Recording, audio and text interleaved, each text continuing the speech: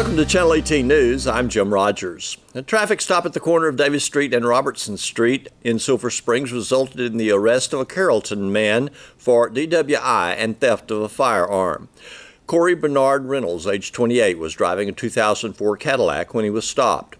The Hopkins County deputy detected the strong odor of alcoholic beverage coming from Reynolds. A field sobriety test was conducted and Reynolds failed.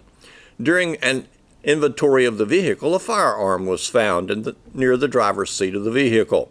The weapon was found to be reported stolen through the Bonham Police Department. Reynolds is in Hopkins County Jail on a total of $11,000 in bonds. Michael Wayne Roberts, age 66, of Winsboro, was at the Dollar General store on Main Street in Sulphur Springs when someone thought him a suspicious person.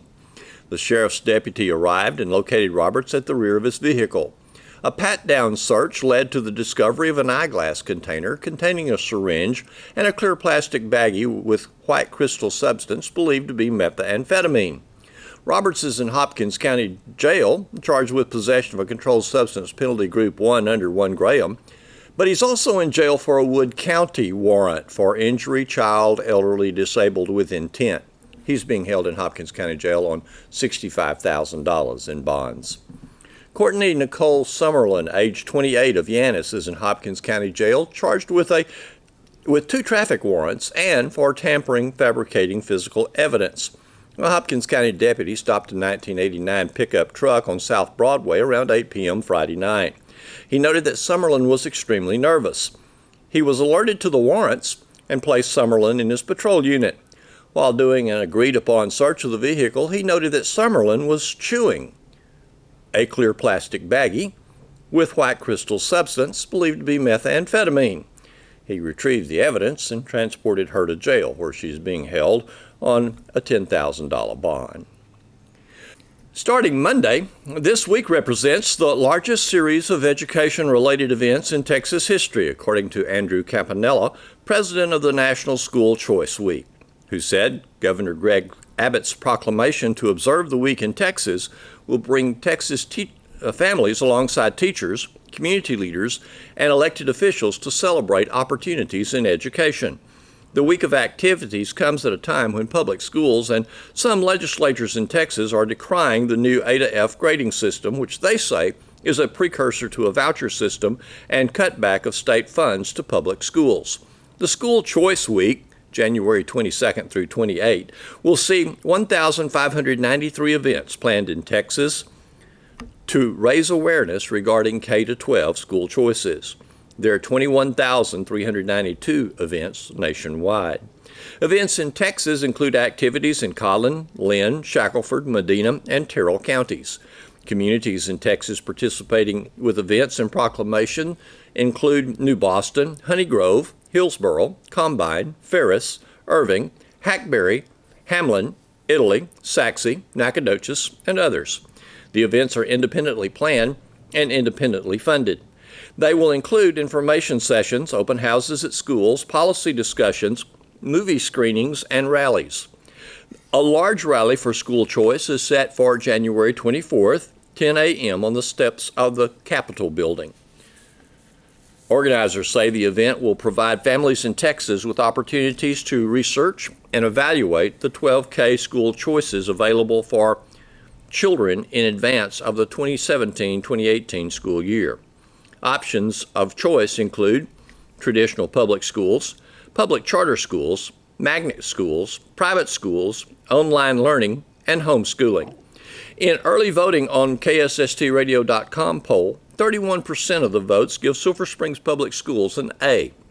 17% give them a C, and 17% give them a D. B's come in at 15%, and F's come in at 13%. An additional 8% said the letters do not fully express their feeling toward Sulphur Springs Independent School District schools.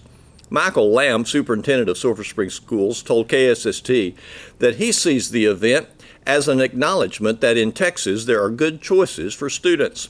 He noted 3 private schools in Sulphur Springs. 2 of the private schools are kindergarten through 5th grade. 1 is kindergarten through 12th grade. He states this gives students in our area for good choices as they seek to access good schools. He says school choice should be celebrated. He also noted that every school in the county, except Sulphur Springs, is an open enrollment school, which means that any student, no matter where they live, may enroll in that school. Thus, throughout the county, he says, there are a ton of good choices. State Representative District 2 Dan Flynn said he's concerned for Texas school ratings as the system changes. He stated that several good schools in his district will receive multiple D through F letter grades, which he says are inaccurate. Flynn stated he is committed to replacing the scoring system with a system that more accurately represents the state of Texas schools and school districts, while still holding them accountable for performance. In the past, he has noted, the current move is related to attempts to institute a voucher system in Texas. During Hopkins County Commissioners Court Public Forum, a resident of Precinct 2 asked the court to put in writing that repairs would be made to a segment of roadway she uses for travel from home to other areas in the county. Commissioner Precinct 2 Mike Odell told the resident that he does plan to repair her road before the end of his term as commissioner. Odell has 2 years left in his term. He noted that the roadway in question is a floodplain, and FEMA will not fund that segment of roadway. He stated that he has repaired the area before, but that it washes out with every flooding rain. He stated he can not just redo the oil, but it will take a rework. Until he has funds and time, he will continue to place gravel on the roadway and replace it as it washes out. He also offered to assist her in travel when she cannot go in and out at the location. In other action, the court approved legal software that will be used by district and county courts, and they also made appointments to the Civic Center Board. Here's Don Julian with sports. The Lady Cats soccer team ended the Longview Showcase with a 1-1 tie with Montgomery on Saturday afternoon. Earlier, the Lady Cats had lost 8-2 to the Woodlands on Thursday and 6-1 to Denton Ryan on Friday in their battle with big schools. I talked with Lady Cats coach Jesus De Leon. We had we knew going in that there were going to be some difficult opponents, and we know that we were going to be challenged. But we also wanted to do that, and to kind of get a preview for playoff situations, because the playoff district we're up against, has Highland Park, Poteet, Wiley East. So, they're all going to be, formidable schools. Now, these were like 6A schools, which was a little bit more of a challenge.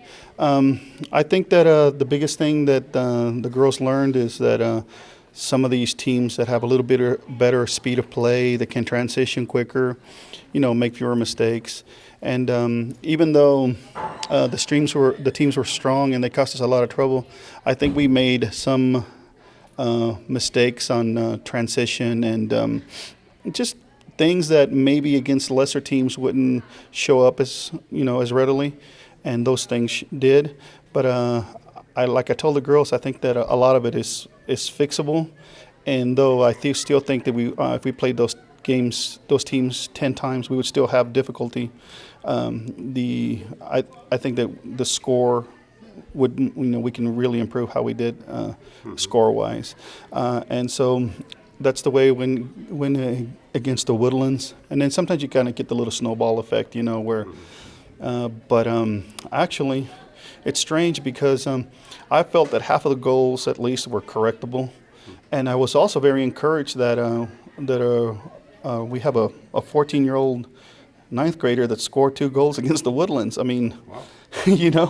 So that's very encouraging. That's something to take away because they were a tough team, and she just had, the team worked together, put together a good sequence of play, freed her up, and then she was able to finish it, which is really good. Her name's Sophie Young. So that was something good. So going forward, if we can eliminate some of those mistakes and then take some of those good moments, and then against some of the teams that are more on our level, then we should be okay. And so that's how it went for those 2 games. Now in the third game, that team was more on a level, and Abby Hale had 50 incredible saves the whole tournament, and The one time she makes a mistake is the opening goal in that game.